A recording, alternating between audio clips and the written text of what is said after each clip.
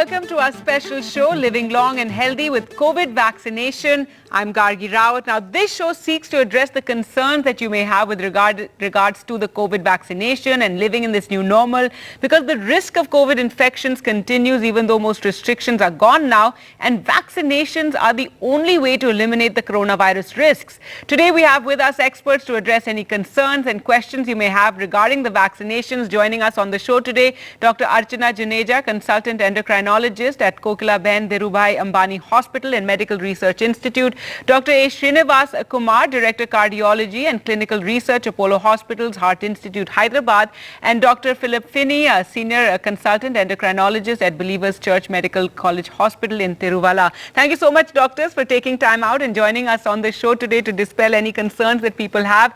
Dr. Archana, I'd like to start with you. How effective is one dose of the COVID vaccine compared to 2 doses, given that right now many in the country have received that first dose of the vaccine?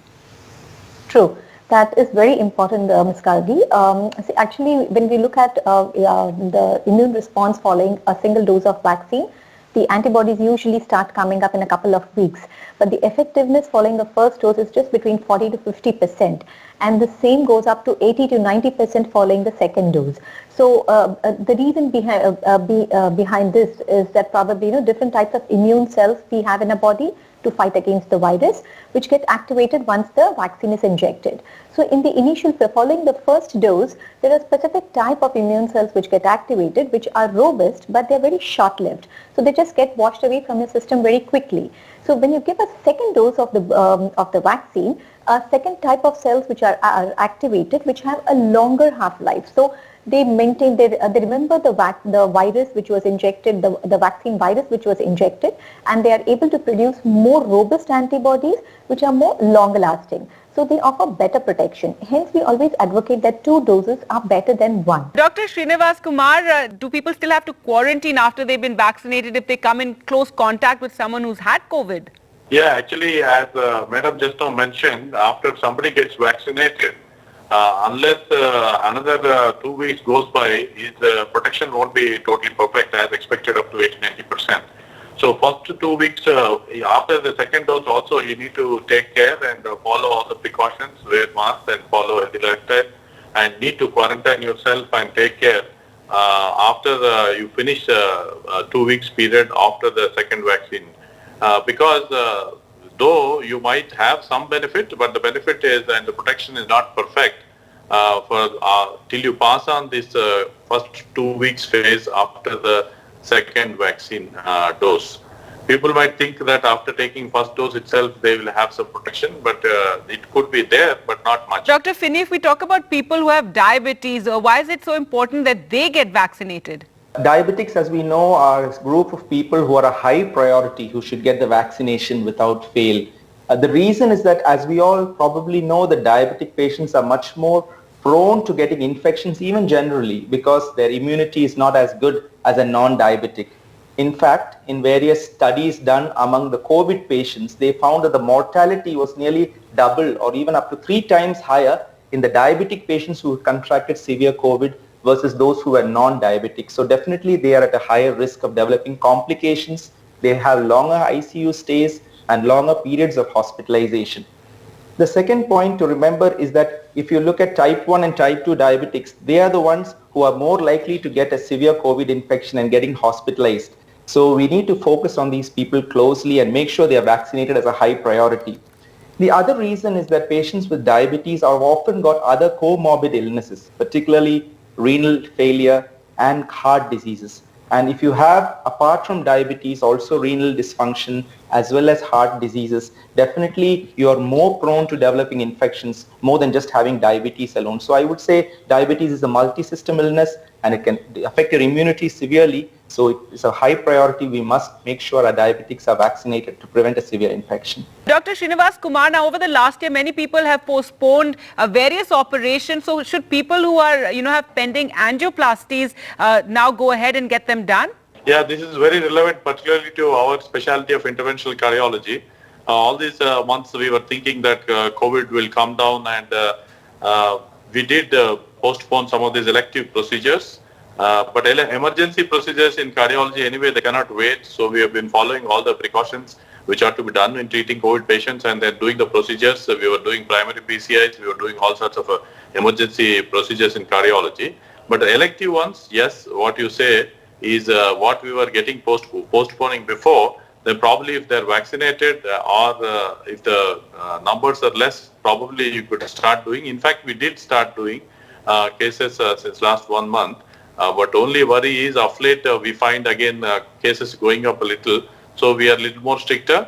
But all these emergency elective procedures also, we get RT-PCR done and we check the patients and take up for them only if they're negative. Tablets like what doctor mentioned, diabetic medication and hypertensive medications are all the drugs which are required definitely to be taken.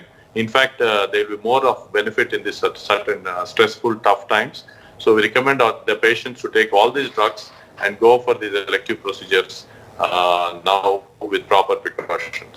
Dr. Juneja, you were talking about the vaccines earlier and how in India currently we have 2 vaccines that are available. Now, if people who are diabetic, does it matter which of the vaccines they get? Honestly speaking, it doesn't matter. Right now we have to, as we discussed about, actually worldwide we have about half a dozen vaccines. There are different varieties, the mRNA, the viral vector vaccines and all. But in a diabetic or any immunocompromised suppressed patient, cancer patients or kidney patients or heart failure patients, it doesn't matter really which vaccine you take. It's important to take the vaccine and finish the complete course of the vaccine. Actually, what we said is 45 and above is what the government has now approved for everyone from 1st of April. Unfortunately, type 1 diabetes has not really figured in this list, and we would actually internationally, the bodies, the American Diabetes Association is looking at pushing this group of people also, because it doesn't matter which type of diabetes you have. It's just that we are diabetic, you should go and get a vaccine because your immunity is generally low and you have a risk of contracting maybe a severe illness or maybe a protracted illness. So you just take the vaccine for diabetics.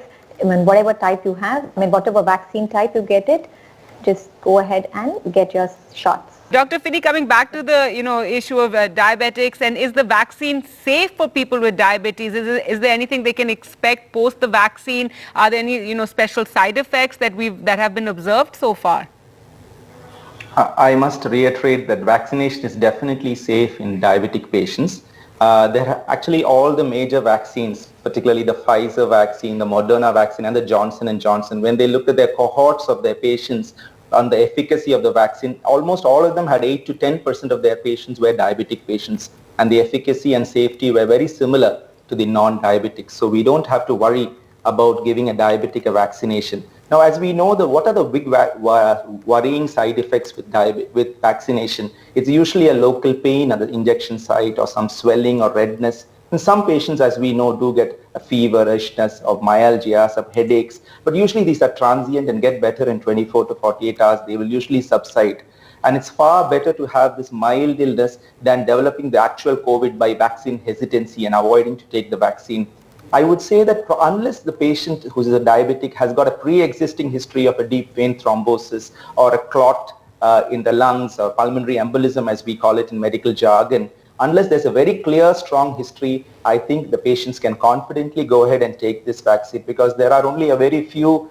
The other thing is sometimes in the immediate post-vaccination period, some of us may develop a small fever. And I think the diabetics are told about the sick day rules. If you do have a feverishness, you can get a little dehydrated if you drink a little water. So you should keep yourself well hydrated after the vaccination. And also make sure that if your sugars do go up, be willing to tweak your insulin doses up or down a little bit or adjust the dose of tablets. But I think usually, I must say broadly speaking, it is absolutely safe for diabetics to go ahead and take the vaccination. And if any doubt, please talk to your family doctor. Right. Thank you for that. So basically, go ahead and get that vaccination done as soon as you're eligible. We'll slip into a short break and return with more concerns being addressed by the doctors.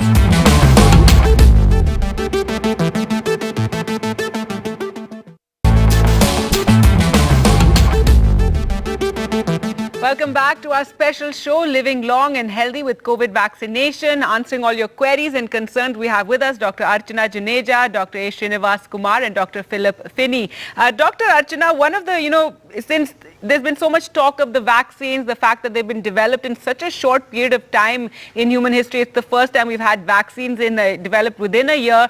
Some of the questions people have is, will a COVID vaccine change their DNA? I think a couple of months back, there were all sorts of things on the social media. There are microchips and they're going to alter your DNA and somebody is going to be tracking you and monitoring you.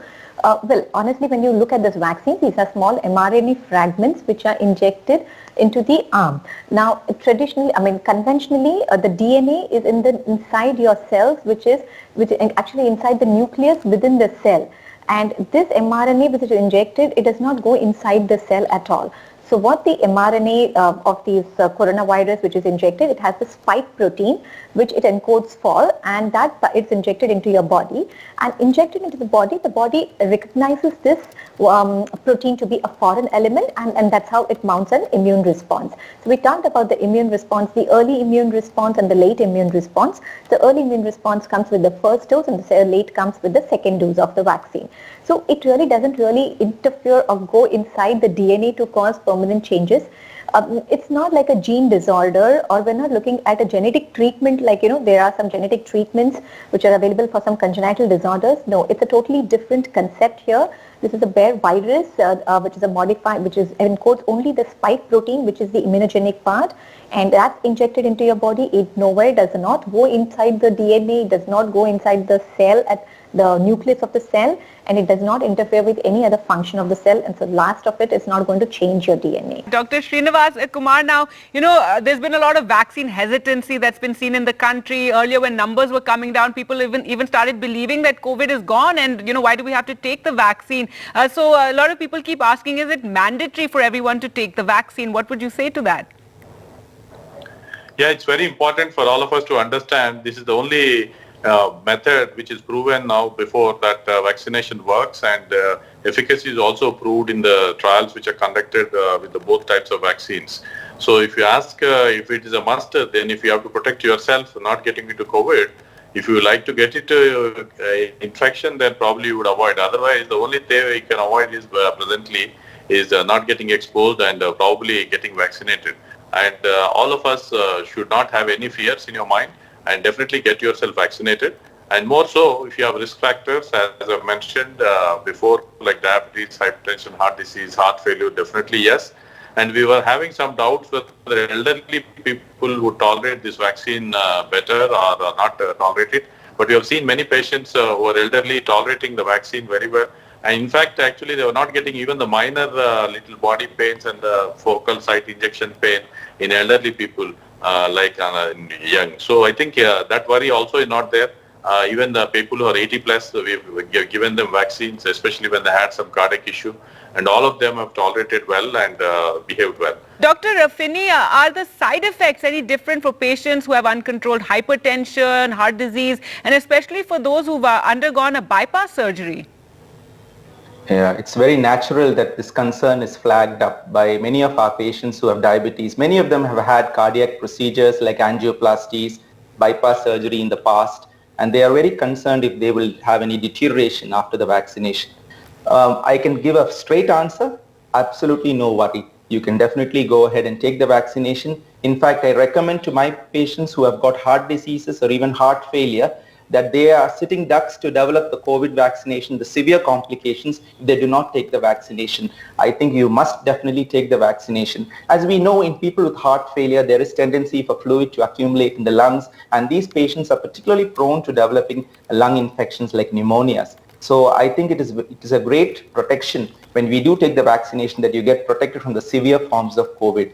The other concern, many of my patients who are on cardiac drugs, many of them are on aspirin and other antiplatelet drugs. And these are blood thinners, as the layperson knows it. And when you're on blood thinners, there's a worry that when you have the injection, whether you will develop a hematoma at the injection site. There are even some of our patients who have heart valves, which are prosthetic valves, and they may be on stronger blood thinners called anticoagulants, such as warfarin and dicumaron. And these drugs tend to make your blood thin, but what we have observed in the last 2 months of vaccination in our hospital and across the country is that there is no real increased risk of a hematoma or any other complication if you take a vaccination. Anyway, it's a very thin needle and it's a very simple vaccine which is being given.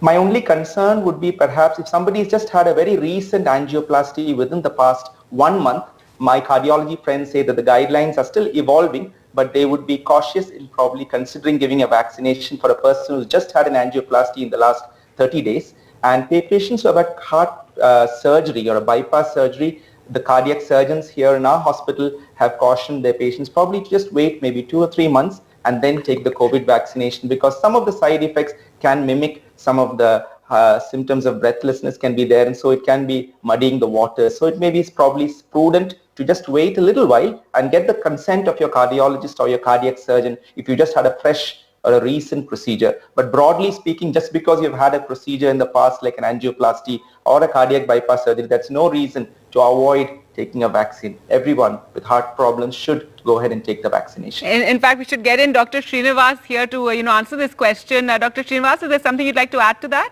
Yeah, very important for all of patients who are taking these cardiac medications not to misunderstand and stop these drugs. We keep receiving a lot of phone calls saying that in the literature, I think in the brochures which come with the vaccine, it is thinners. This thinners, what Dr. said also is anti-platelet are not a contraindication.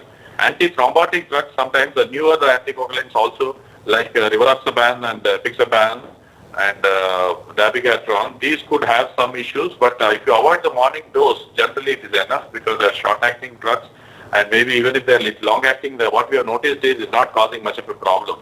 Issue was with the patients who are on prosthetic valves with dicumarol or acetro. What we have noticed is that the INRs are in therapeutic range. It's okay. Only those patients in which INR values are very high, probably you tend to get them down a little and then into therapeutic range and give the vaccine. But definitely none of the other drugs, but for these dicumarol, varf or the Novavax, rest all the drugs to be definitely continued, and patients should not get into trouble. In fact, if you stop the drugs, the stents could get into trouble and you could have problems in heart failure medications also. If they are stopped, they get more symptomatic. So it's very important. I would like to reiterate this statement that all the patients should take all their drugs regularly and without any fear of worry or vaccination should get themselves vaccinated. All right, important points there, and just go ahead and get the vaccine. And speaking of medication, Dr. Juneja, for those who are diabetic and on medication, is it important for them to check with their doctors before going ahead and getting the vaccine? Generally, not really. None of these medications for diabetes actually interfere with the vaccine. But as Dr. Finny had already said, that some people may be on insulin, and if they post-vaccine, if they get some fever, and sometimes the fever can be a little disabling, or body aches, and they are not feeling well, then they may need to monitor the sugars a little more carefully, more frequently for that 1 or 2 days following the vaccination. So this is typically what we call as a sick day schedule. The blood sugars may go up a little bit, so they may need to increase their insulin doses by a few units for that first 1 or 2 days till the fever episode lasts. But usually it's a very temporary phenomenon and it comes back to baseline. So pre-vaccination, definitely there's no need to change any medications. In fact, it's recommended that patients don't starve, they don't go fasting to the vaccination center. They take the morning dose of medications, they eat a good proper breakfast and then go for the vaccination. So no real change in the medications required pre-vaccination. Post-vaccination, monitor. We may expect a temporary increase, but and if it shouldn't be a big worry. Monitor more frequently, and maybe if you're on insulin, you may increase your doses a little bit for the first 2-3 days. All right. Well, thank you so much, and I hope that's cleared a lot of doubts that viewers have regarding the vaccination and increase their confidence in going ahead and getting that vaccine if they're eligible. Thank you, doctors, for taking time out and answering all those questions. Thank you for watching. Goodbye.